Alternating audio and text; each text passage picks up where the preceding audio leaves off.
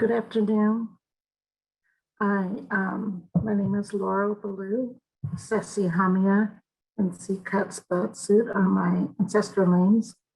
I want to welcome you all here for our session with Dr. Wall Kimmerer. But before we do that, I would like you all to join me in acknowledging the place where we gather today. And I know we're not all here, but if we were here in person, we would be gathering on the ancestral homelands of the Coast Salish people. And wherever you're at, I ask that you recognize that nearest tribal nation that you're living upon. So we're gathered here on the homelands of the Coast Salish people who have lived in the Salish Sea region throughout the San Juan Islands and north to the Cascades watershed since time immemorial. So I ask that you please join me in expressing our deepest gratitude and respect for our Indigenous neighbors. Here it's the Lactamish Lummi Nation and the Nooksack tribe for their unending and enduring care and protection for the shared lands and waterways that we share with them. Thank you. And I will now turn it over to Maddie. Thank you, Laurel. It is my personal honor on behalf of Western Washington University and community to introduce Dr. Wall Kimmerer. Dr. Kimmerer is a scientist, a decorated professor, and an enrolled member of the Citizen Potawatomi Nation. In addition to her essays and peer-reviewed articles, she is a celebrated author of the award-winning book, Braiding Sweetgrass, Indigenous Wisdom, Scientific Knowledge, and the Teachings of Plants. She also wrote the book, Gathering Moss, A Natural and Cultural History of Mosses. Dr. Kimmerer is a distinguished professor of environmental biology at the State University in Syracuse, New York. She's the founder and director of the Center for Native Peoples and the Environment, whose mission is to create programs that draw on the wisdom of both Indigenous and scientific knowledge of our shared goals of sustainability. Her teachings about reciprocity, connection to the natural world, and Indigenous legacies have inspired all of us. We welcome you, Dr. Kimmerer, and thank you so much for joining us today. Miigwech, Maddie, for that very kind introduction. I'm going to begin with our traditional protocol greeting and say to you, Bonjour, Shabadaske Gish Kokwena Deshnakas, Bodwe Wad Mikwenda, Megaze Dodem, Minwa Mako Dodem, Syracuse, New York, Nadoch Bia, Shishibanyek Nabendegwes. Yeah, I don't speak very much of our beautiful language, but I'm a beginning student and our teachers ask us to practice it, to use it, to bring it to other ears whenever we have the opportunity. And I'm so grateful for all of our language revitalization leaders in our communities. In my language, I've told you that my name is Light Shining Through Sky Woman. I'm a member of the Citizen Potawatomi Nation enrolled in Oklahoma. And I'm speaking to you today from the hills of near Syracuse, New York. It's also important to me in our traditional way that we always begin with gratitude. And to do that, because we're all spending so much time indoors looking at our Zoom screens, and I'm grateful that we can and gather this way. I want to show you some slides to invite our more than human relatives into our gathering as well. So let's do that.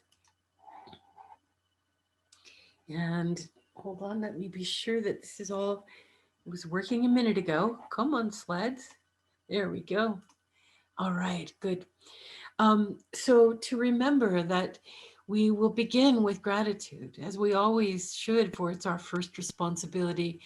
And remember that when we first put our feet on Shkok Mikwe, on Mother Earth this morning, that we were showered with the gifts of the earth. We had that beautiful, cool morning air to breathe. We had a drink of water, perhaps some food, the companionship of our friends and families, and of our more than human relatives as well. Gratitude for our ancestors, for our shared work, for the path that they have brought for us. And it's also important to me that when we think about all of these gifts Baby. that we are given, we are showered with the gifts of the earth. And yet, so often we are in economies that are Baby. constantly asking us, what more can we take from the earth? When I think the words that we need are, what can we give? And this ethic of giving back to the land is so prevalent here in the territories of the Haudenosaunee. I live in the continuing and ancestral territories of the Onondaga Nation. I live right over the hill here from the Onondaga Nation territory, who are people steeped in a culture of gratitude. And we acknowledge the debt of land and history and of teachings of how we might better care for the earth. Because indeed, here in Maple Nation, where I think about our most numerous influential citizens, are the maple trees. Think of the gifts that they give us. It was not so long ago that the snow was on the ground and they were giving us the gifts of sap. We are surrounded by the gifts of the world. And these maple trees, the leading citizens here in Maple Nation, do they have any of the rights and privileges of citizenship that you and I enjoy? We know they do not. And that notion of how do we show better respect for our more than human relatives, the citizens who are around us, is the theme of my talk this afternoon. I also want to invoke my teacher, Sweetgrass, who is for me such an important plant in bringing together traditional knowledge, scientific knowledge, and the knowledge of the plants themselves and how it is that we might care for the earth. So when we think about all of the gifts that we have been given and recognize that we are relentlessly asked, what more can we take from the earth? The question that we need is the question of, what does the earth ask of us?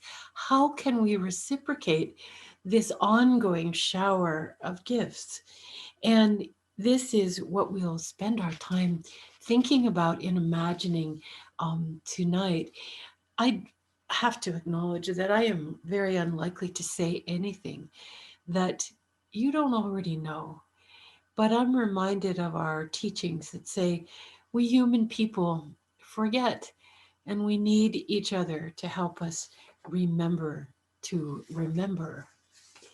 What does the earth ask of us in return for all of these gifts? It is stunning to me to even think about that. It means that we belong. It means that we matter. It means that we do have gifts to share. And that position of thinking of ourselves as bearers of gifts, as opposed to simple consumers, is a change in ethic, which has tremendous motive force when we think about the crises that we face together. How do we answer this question? What does the earth ask of us? Well, it depends, doesn't it? I'm a professor of ecology, so the answer my students are accustomed to getting for virtually any question is, it depends. In this case, it depends on what we think the earth is, how we understand the land. And in the strictly Western way of thinking, what does land mean anyway? Oftentimes, it is understood as almost synonymous with capital, isn't it? As an investment, that land is natural resources, such an interesting term, as if the land wasn't intrinsically valuable, was only valuable when it was converted. Importantly, in the Western worldview, land is understood as property. And what does that even mean? It means that there is a bundle of rights that we have to land, including rights to exclude others, rights to dispose of or treat that land any way we wish, because it is our property. This is the chief meaning of land. And land as a source of ecosystem services, those life-giving forces that support all of our lives, things like building soil and purifying rain and making oxygen. In a simplified way, this is in the Western world, what does land mean? And so this engenders a rather different answer to what does the earth ask of us than if we chose to look at the world through a different lens. So many of us are embedded in societies that have, through colonial violence, erased Indigenous ways of knowing or attempted to erase them. Our educational systems train us to see through one lens, through the lens of the Western worldview, and very frequently the Western scientific worldview. What happens when we learn to see with two eyes, when we have the lens of what is the Indigenous perspective on our lands, on what does the earth ask of us, on what does land mean? We'll be trying to use both of those lenses in our gathering today. Because if we take the Indigenous lens and ask that question, what does land mean? We get a very different answer, because we know that in Indigenous ways of thinking, our identity is inseparable from the land. It is who we are. Land certainly as our sustainer, the ones who take care of us, who hold our lives in their hands. It is our home, but it is also the home of our more than human relatives, who have just as much right to be here and so much to teach us gifts of their own. Land is profoundly a connection to our ancestors.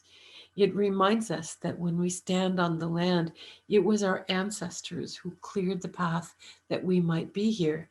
It is the connection to ourselves becoming ancestors so that we are mindful of the land that we leave to them.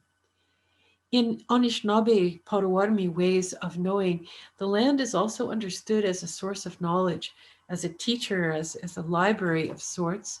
The land also is understood as our healer, a kind of a living pharmacy that offers medicines both biophysical and spiritual, because land is inspirited. Land is not something, land is someone, many someones inspirited. Land is our home. And importantly, in contrast to that Western lens on land that says that land is our property to which we claim rights, through the Indigenous lens, we see land not as conveying rights, but as creating responsibilities, moral responsibilities, and we enact our responsibilities for one another, for our relatives on the land, and that this is sacred work. If this is what land means, we will live very differently. Um, let's talk about how that might be. I've put together this collage of some of the gifts of the plant world, and I focus on the plants because I'm a botanist. We could easily populate this collage with the gifts of our animal relatives as well. There's no question but that the world provides for us with these gifts with tremendous abundance. And we think about the land as the producers of well-being in an ecological sense. And in the Western world, we would say the wood that made all those, the homes, the firewood, the musical instruments we just looked at, are natural resources. Words matter. Do we think about a forest as natural resource, a river as a natural resource, or as a gift. And, you know, I once gave a talk in a Department of Natural Resources, and they wanted to change their name. They thought that it had a very extractive capitalist perspective, and it did. So they were wise to want to change it. And they were discussing all sorts of options. And I suggested to them that they rename their department the Department of Earthly Gifts. And you should have seen the warm smiles that just passed across that audience.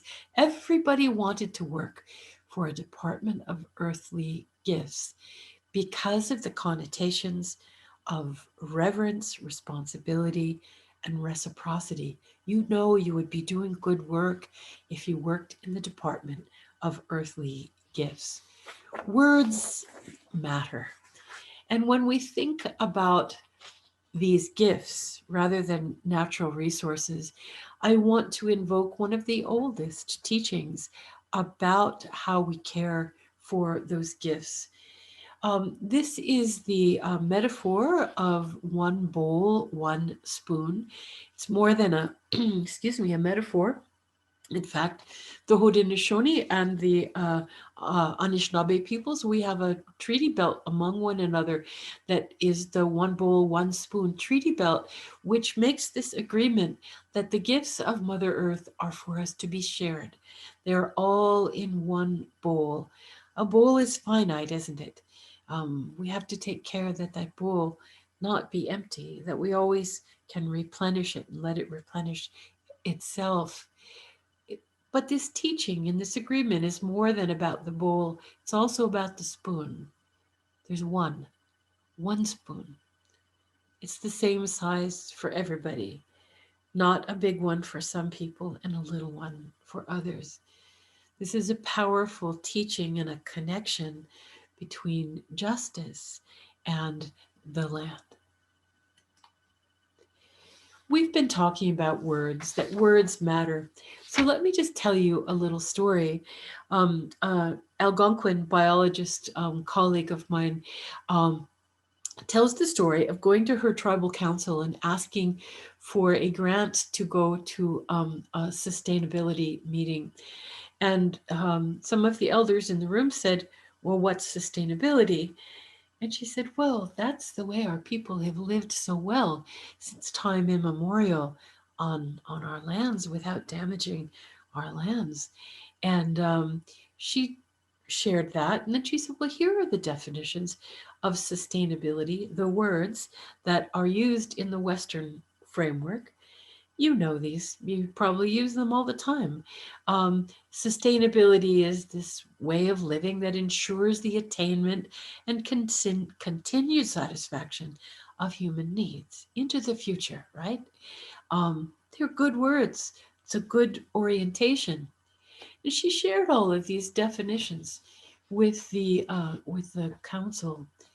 And she said they were quiet for a while, and she thought that they were perhaps going to turn her request down. And they said, no, you go to that meeting and you carry a message. You tell them that this sounds to me like they're just trying to find a way to keep on taking. It's always just taking. And when our feet hit the ground in the morning, we should be thinking, what can we give? When we look at sustainability through the Indigenous lens, the frame shifts completely. We are no longer talking about taking. We are talking about our own agency as humans to care for, to tend, and to give to the world. It is a profound teaching of what does the earth ask of us. The earth asks of us that we give our own gifts and responsibilities. Our teachings are such that it says that every being is given a gift. You know, those the salmon, right? We're given a gift of long distance swimming and the responsibility to carry the food up the river. The berries were given these gifts of color and sweetness and fragrance and the responsibility to feed their relatives. In fact, in the Potawatomi language, the root word for gift and the root word for berry is the same. It's a reminder that every gift is coupled to a responsibility as well. So when we say, what does the earth ask of us, and strive to answer that, we could ask, what are our responsibilities? But we could also ask, what are our gifts, and how is it that we can give them in the world? This orientation to what does the earth ask of us, what do we have to give, is so critical that in many of our creation stories across Mekanakamina across Turtle Island, are about this very question about what do humans have to give in the world? What does the earth ask of us? I want to share with you just a tiny fragment of the creation story, part of it that is shared with my Haudenosaunee neighbors, as well as Potawatomi teachings. We remember that in the beginning, there was the sky world where people lived as they do here on earth, growing their gardens, raising their families. And one of the things that was very special there was that there was the tree of life. And on that tree, which delights a botanist, there is every single medicine, every berry, every fruit, every grass, everything grew on that one tree. And a great storm came through the sky world and felled the tree.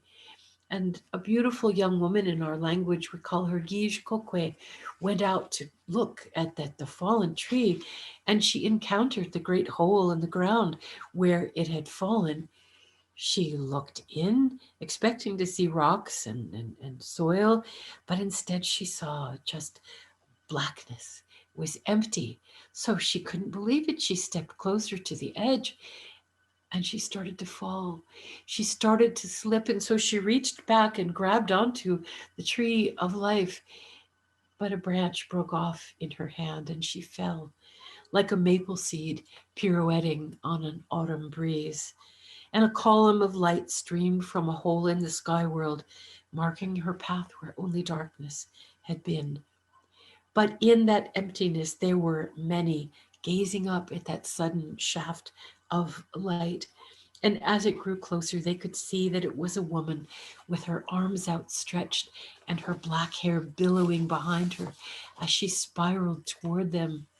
And the geese all nodded as one and rose from the water in a wave of goose music. She felt the beat of their wings as they flew beneath and broke her fall. Far from the only home she'd ever known, she caught her breath at the rescue in a warm embrace of feathers. And so it began. From the beginning of time, we are told that the first encounter between human people and other beings was of rescue, marked by care and responsibility, marked by the strong wings of geese. The earth is full of gifts for the human people. When she went, they carried her down to the water. The turtle floated in the water, and he said, "Here, rest on my back while we decide what to do." And the others knew that she needed land to live on. And so all of the water beings decided that they would go down to the bottom of the water, get some mud, and bring it up to her so that they could make land for her. And one by one, the animals offered their help. Mong, the loon, the strongest swimmer, went first, and he went down, down, down to get that mud, but he came back up empty. It was too far, too cold, too deep. He couldn't do it. And so the sturgeon tried with the same result, and the beaver and the otter and all of the beings, until only the little muskrat was left, the weakest diver of them all. And he volunteered to go while the others looked on doubtfully. He was gone a very long time, and they waited, fearing the worst for their relative. And then a little string of bubbles came up from the water, followed by the limp body of the muskrat. He had given his life for this helpless newcomer, the human. But the others noticed that his paw was clenched shut, and when they opened it, there it was, the small handful of mud. Spread this mud on the back, on my back, said the turtle, and I will hold it. And Sky Woman did as they asked and began to sing her gratitude and then to dance.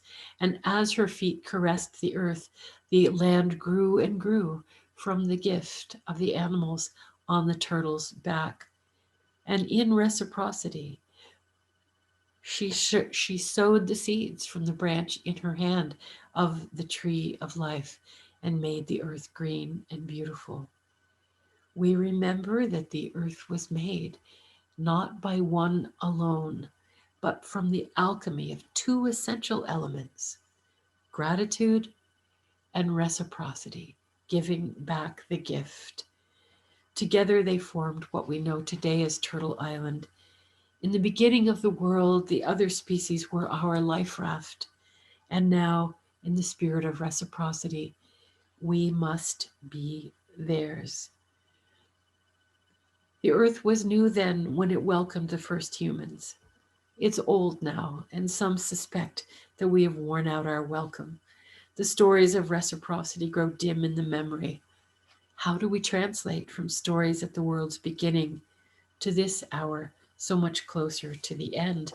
Could we understand Sky Woman's story not as some artifact from the past, but as instructions, instructions for the future?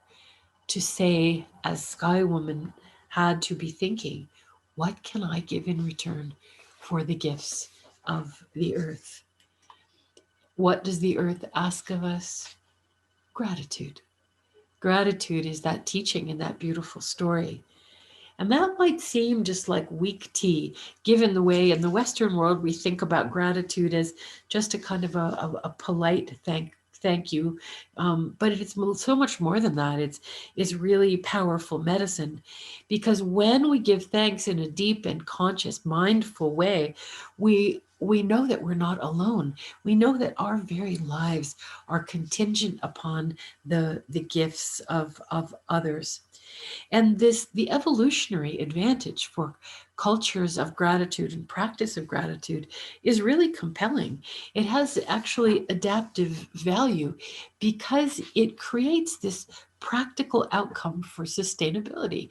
It's said that when people practice gratitude, you remember that you have everything you need. You come to an orientation of abundance rather than to the capitalist orientation to scarcity. And in that abundance, cultures of gratitude practice self restraint. When you feel grateful, you take less. Eco psychologists have shown this over and over again. And what is it that is driving climate catastrophe and the age of the sixth extinction? Human consumption. Could it be that gratitude and the way that it restrains our wanting by reminding us that we have everything that we need? Could this be the pathway toward sustainability? And our Indigenous storytelling traditions, think of your own, are full of cautionary tales about what happens when people fail to be grateful, right? Or fail to practice respect. The consequences are always material as well as spiritual. Treat the water with disrespect or without gratitude, the spring dries up. If you don't treat the foods well, the corn doesn't grow back. The berries will not be as plentiful. Our Indigenous storytelling traditions remind us of the power of gratitude, in large part because the power of gratitude is that it opens the door to reciprocity. When we're given a gift, we want to say thank you, and we want to give our gift in return. And this is our calling. This is what the earth asks of us, to give our gifts in return. Gratitude is the most powerful response to the earth because it provides this opening to reciprocity. It is an invitation to giving back, to living in such a way that not only are we grateful for the earth, but that the earth might be grateful for us. The earth calls us to reciprocity and asks us to say, how do we enter into reciprocity with the living world? There are so many ways. Yes, gratitude. Yes, the practice of justice, doing good science on behalf of the earth, art on behalf of the beauty of the world around us, restoration, regenerative economies, the kind of farming that you are doing in your university farm, land care, respect. There's so many ways that we can reciprocate the gifts of the living world.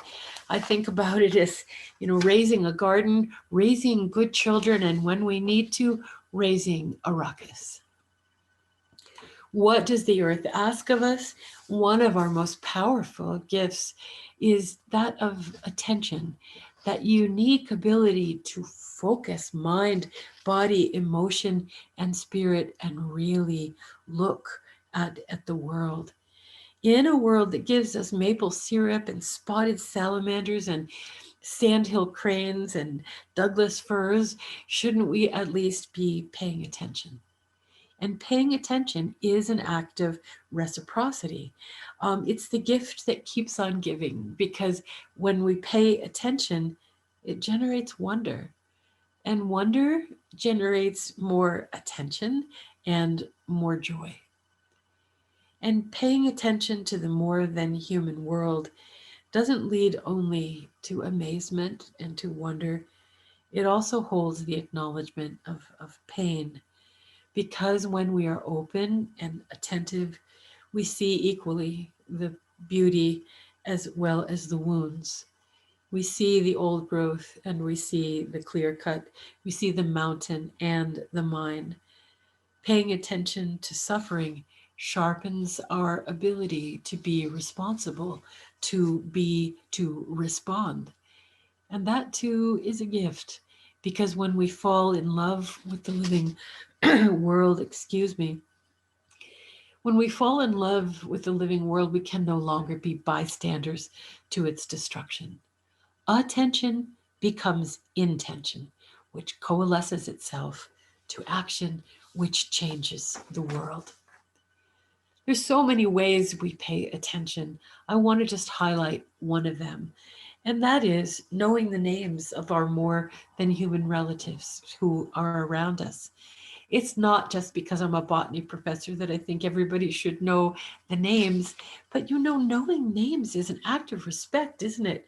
When you learn the name of your classmates or your neighbors, that's because you want to be in relationship with them. Failing to learn someone's name is disrespectful. It says, I'm not going to engage with you. And that's, in a sense, what we say about the living world when we don't know the names of the birds who are waking us up in the morning. How do we say a proper thank you if we don't know to whom we direct our gratitude? This little plant right here, you probably walk by it every day of your life. Her name is Heal All. If you had to learn one plant name, that might be a good one to start with. Heal All. Attention becomes really important when we recognize that what we are giving our attention to. It is estimated that the average American school child can recognize more than 100 different corporate logos. I know I see you doing it too. And fewer than 10 plants. Our attention has been hijacked away from those beings who truly sustain us. Given this astonishing fact, is it a surprise that we've accepted a political system that grants legal personhood to corporations and no status at all for salamanders or those citizens of Maple Nation? Learning the names of plants and animals is a powerful act of support on their behalf. When we learn their names, we learn their gifts, and it opens the door to reciprocity. What does the earth ask of us? Respect. There's so many ways to think about that. What does that mean to respect the earth?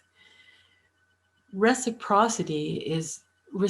is a form of reciprocity, isn't it? And one of the ways that I would like to share and imagine together is how we show respect in language. We all are aware of the phenomenon of linguistic imperialism, right? The renaming of places, for example, as an act of colonization. To say, no, that place is no longer called where the water bubbles up clear and cold from the forest. It's now called Harrisville. Where names become associated with conquest and human people rather than the more than human people of the living world.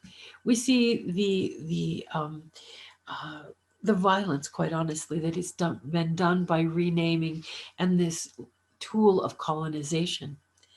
I think that one of the most pernicious, the most damaging examples of linguistic imperialism, of saying, no, how you think about this is wrong. This is the way to think about it, is associated with this tiny little word of it. These are the beings to whom we gave gratitude at the beginning of this hour. The bear, the salamander, the berries. In English, the imposition of English speaking and the erasure, near erasure of Indigenous languages brought us this word of it, that we could say of a bear that you are a thing, that you are an it, that we could say that of that robin or of that memegwe, that you are an it. And in English, look around you. That's how we refer to all of our relatives, as it, right? But would we ever say it to each other? Look at the person next to you. Would you ever say it's watching the webinar? Of course you wouldn't. We would never it a human person because we show them respect. We never it them because we say, you are not an object. You are a person. You are worthy of our respect. In the English language, you are either a human or you are a thing, an it, right? Think of the repercussions of itting the world, this small piece of linguistic imperialism and the worldview of objectification of nature that it holds. I've been studying my Potawatomi language, and one of the great challenges is that it is a verb-based language rather than nouns. And English is a noun-based language, somehow appropriate to a culture very affiliated toward things. But in the Potawatomi language, and probably in your Indigenous language as well, it's impossible to it those berries or grandmother moon or the trees. We simply couldn't do it. We referred to them with the same grammar that we would refer to our families because they are our families. The consequences of this objectification of the living world creates a kind of moral exclusion. It says, well, you're just a thing. You're not really a person. And so I can treat you however I want. Think about the ways in which we dehumanize, steal personhood, steal respect from one another, from the living world, and to think, what is the medicine for that? How do we return to a way of thinking about being in subjective relationship, not in exploitative objectification? And so I've been thinking a lot about, would there be a way that, inspired by the grammar of animacy, which is present in so many, not all, but so many Indigenous languages, could we find a way to animate English, to create a sort of a medicine, a healing, so that we don't have to say it about the living world? I find this a great need for this because as a scientist writing papers, for example, about these organisms who have been my teachers, I have to call them it when I speak English. Can we come up with an alternative?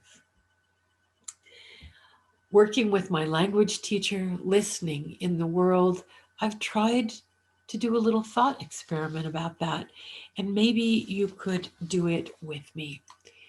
A modest proposal to reclaim the animacy of the world with new pronouns.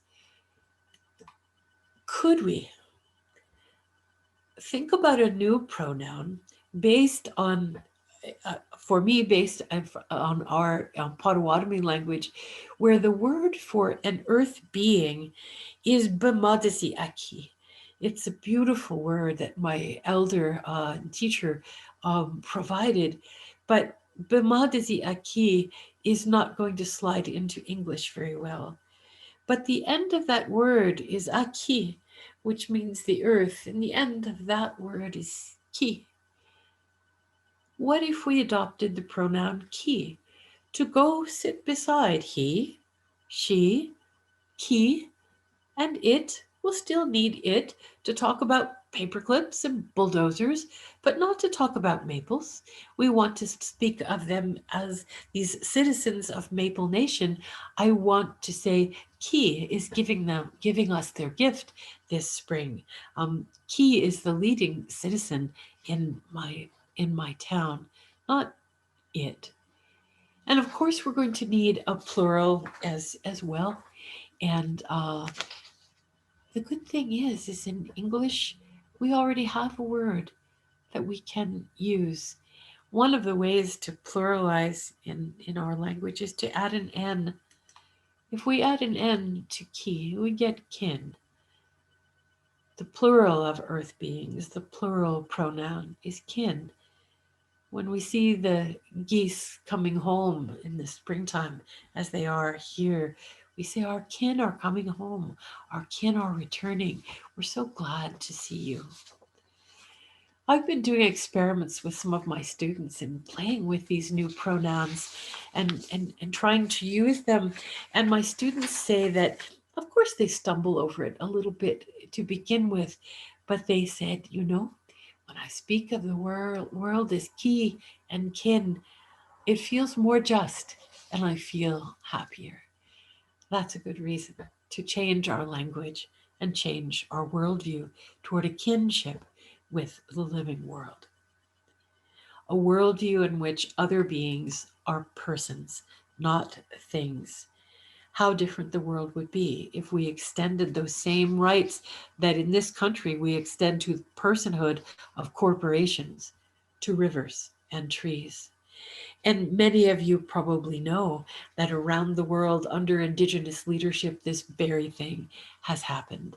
The Wanganui River that you're looking at here now has the legal rights of a person in Aotearoa, in Maori country, the right to be self-determined, to live their own Ki's own life. So this notion of the grammar of animacy is not just a linguistic trick. It has real meaning. It's embedded in the notion of the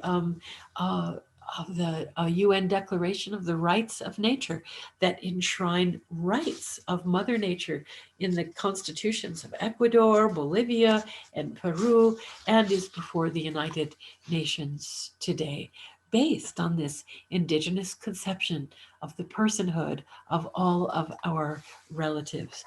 It is the foundation of the new Rights of Nature movement, which is creating this new system of law, of jurisprudence, with roots in this ancient paradigm of personhood. What does the earth ask of us? Respect, again, in how we speak and how we think about the living world. But to close our discussion, I want to turn now to the honorable harvest. Think for a second. If we go back and say, well, the land is just stuff. The land is property, it's natural resources. We human people can exploit it any way that we want. But if the land is our kin, if the land is impersoned, if the land is all of those things that we talked about, we have to consume very, very differently, right? Because what essentially we're saying is that we're going to be consuming our relatives.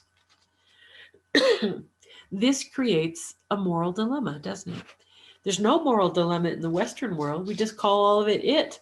We say it's all it. We can eat it. We can harvest it. We can do anything we want to it because it's just stuff. But if it's your relative, it requires something else. And this is where the canon of the honorable harvest comes through. This is a set of ancient teachings about consumption from Indigenous peoples.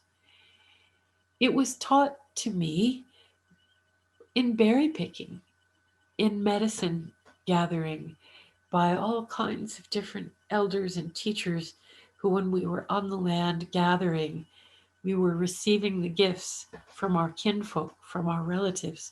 We were not just taking stuff.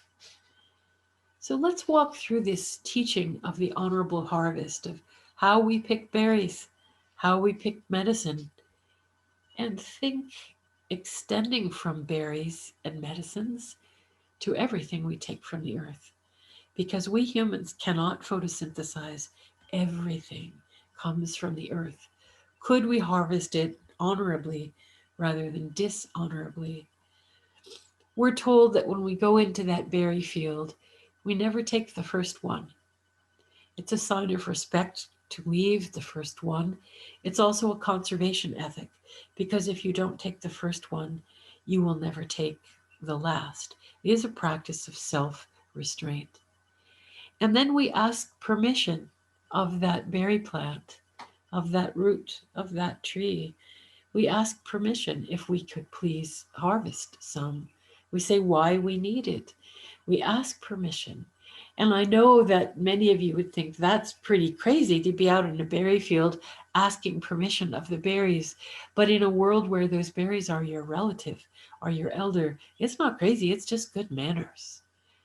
Taking without asking permission is also called stealing. And we steal every day from Shkakbikwe, from Mother Earth. If we're going to ask permission, we have to listen for the answer. We can listen for that answer with science, with intuition, with cultural knowledge of how do we know whether those plants are saying yes or no. But if they say no, you go home with your bucket empty, because the earth does not belong to us. If the answer is yes, you take only what you need. Untangle your wants from your needs. Take what you need and use everything that you take. The quickest way to have what you need is to not waste what you have. These are lives that are given to us. And so we are respectful of those lives by not wasting them. We minimize harm in the way that we take. We be grateful. We practice gratitude. And we know that we always share everything that we've been given. How many of you, when you catch fish, take some to your neighbors and to elders who can no longer fish, berries to community members, or a pie from those berries.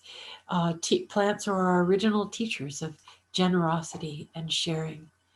We're also taught to always return the gift. In return for that bucket of strawberries, what is it that I would have to give?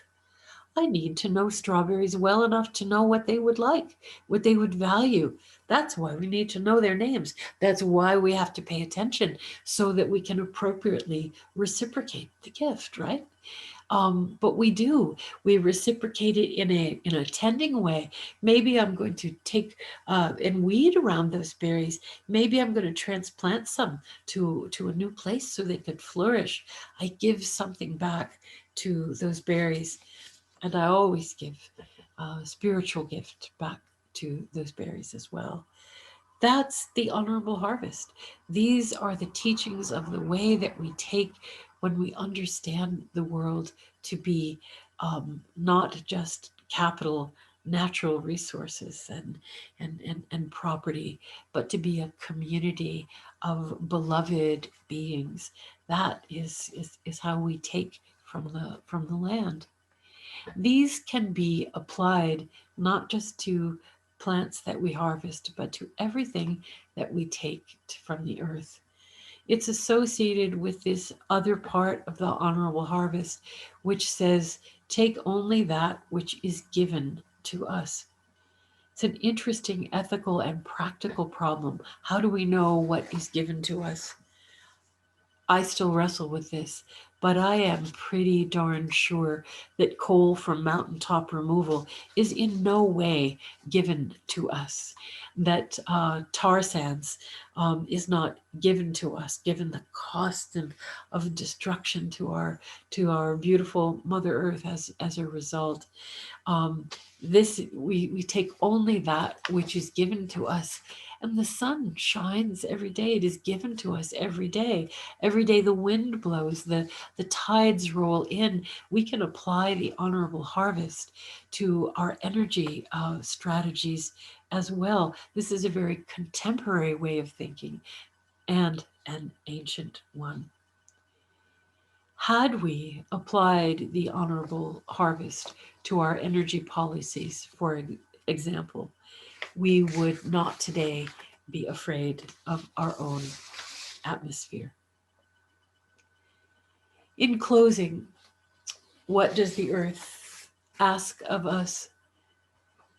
Restoration, that we use the gifts that we have as human people, put our hands in the earth to heal the damage that we have done. It's no longer just enough to protect the remnants that are left. We have to restore vitality, diversity, and relationship to the world around us. And in this way, our work of restoration creates ecological justice, justice for our kinfolk who we have, from whom we have taken so much.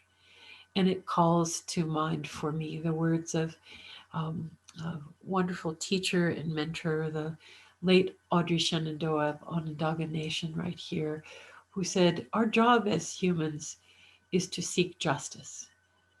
Justice not only for ourselves, but justice for all creation. Mi'u, miigwech, thank you for listening.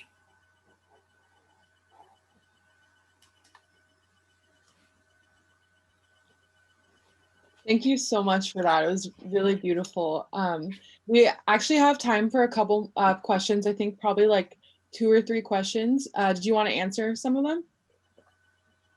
I'm happy to. Okay. What's on your mind? So we've got a question about gratitudes. It's when we think about the gift of gratitude, is gratitude a means for more care of and connection with the land, or is it an end within itself? Can gratitude itself be transformational for us and for the land, or only through the actions it will inspire? Oh, beautiful. I think gratitude, you've kind of answered your own question, brilliant person. Yeah, I think it's transformational because it creates that sense of abundance. It challenges scarcity. It reminds you to share. It is invitation to act, to return the gift. I honestly think that gratitude keeps the world in motion.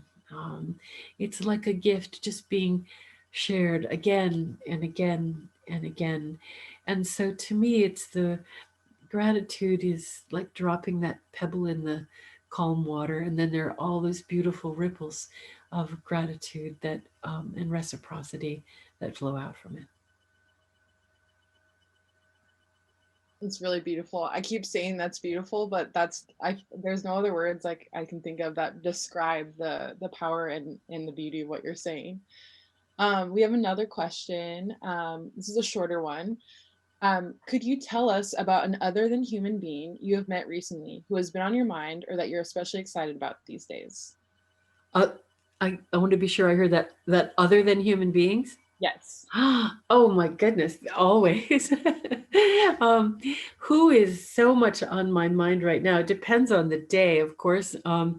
But I have been doing a deep dive lately into really getting to know, in our language, Jingwak, the white pine.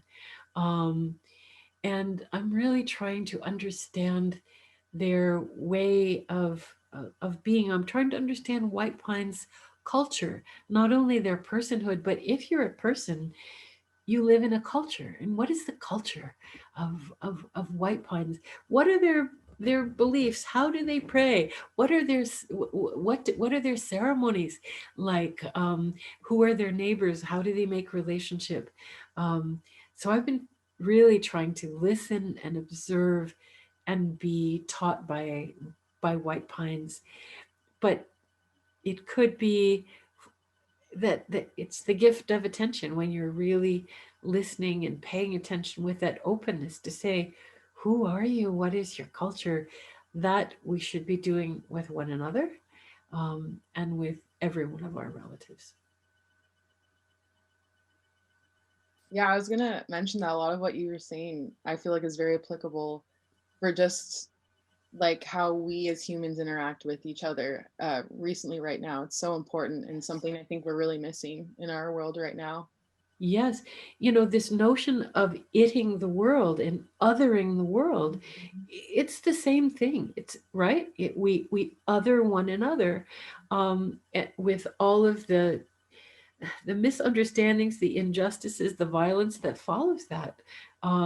It's the same thing. Yeah. Yeah. Here's another question. Would you suggest using the local native names of places as a way to diminish the power of colonialism? Um, I want to say yes. But there's a caveat to that. I think that reclaiming place names is hugely important. And there are some municipalities, for example, who are doing exactly that. But it needs to be done in partnership with the speakers of those languages and of the who know the stories of that place. So I think it is um, a really powerful opportunity for cross-cultural collaboration to say, let's honor the original names and meanings of these places. It's a way to go beyond land acknowledgement to enacting respect for the land, so long as it is done under the leadership and of the traditional knowledge holders. Amazing. I also thought that that question tied into exactly what we had just said too about othering and really like ostracizing people and different groups of people. I think we have time for one more quick question, which was in your book, Braiding Sweetgrass, you talk about braiding Indigenous knowledges and Western science as a way forward. How do you think we can do that in disciplines that are so steeped in Western science and colonial values? It's a great question, and I'm pausing because that's what I've really tried to spend, the last decades of my life on trying to do. And I think probably the short and most important answer goes back to that graphic that one of my students made of seeing with two eyes, of saying that we cannot have a monoculture of knowledges.